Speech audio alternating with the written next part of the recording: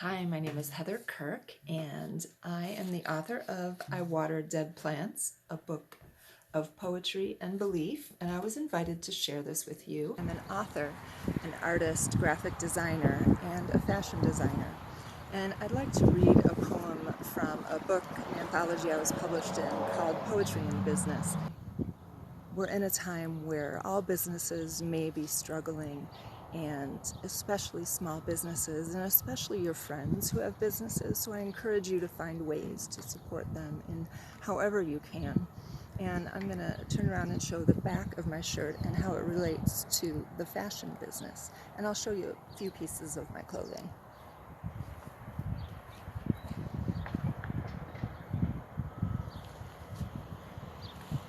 So I take my photography and put it onto clothing. This is bougainvillea.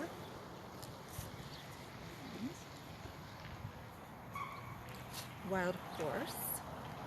These are all as photos and also as fashion.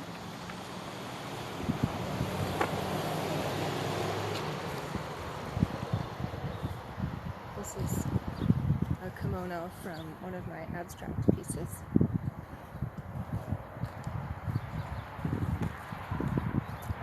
And this is rambutan on a little purse. And every place that I take a photo and use it as art or a piece of fashion, I find a nonprofit there that is working in the country in some way. One of my favorite types of charities is the prevention and intervention of sex trafficking. So, for example, this rambutan photo was taken in Thailand, and so if this sells, a portion of the proceeds goes to a program there in Thailand.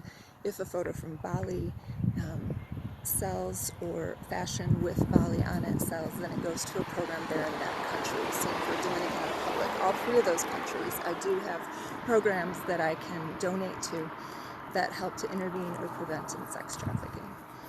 And the other thing that I found, and that's what this has to do with, not on their backs, and another shirt I have that says not on my back, is that a lot of times we may want to support nonprofits, and yet in the process, if we're not careful, especially with fashion, we may be creating or participating in another kind of problem. So the fashion industry is unfortunately, except for, of course, the sex part, very much similar to the slavery, the entrapment, the inability to get out of that kind of work because of incredibly poor wages, and even garment workers in some places being trapped until they get enough work done.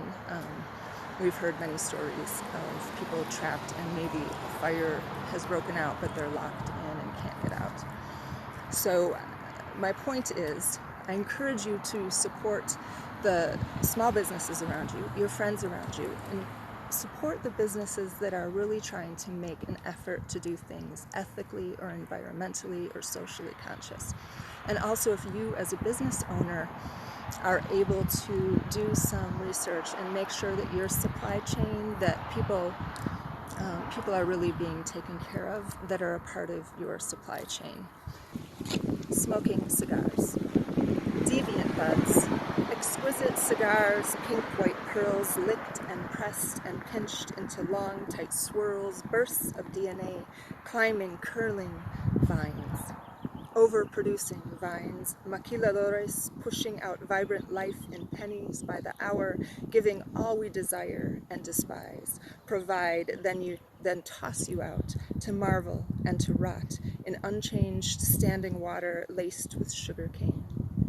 Excess tobacco leaf buds chatter, clutter, cluster at the base of a pot on the faux rocks promised to last a lifetime, instead cracking to match the faulty foundation lines. With used up mandevilla buds resting on the ground, the ants have no reason to ascend the wall, travel in a line along a twisting vine. Now it is too easy to suck the honey out. Smoking cigars. Thank you for listening. Heather J Kirk.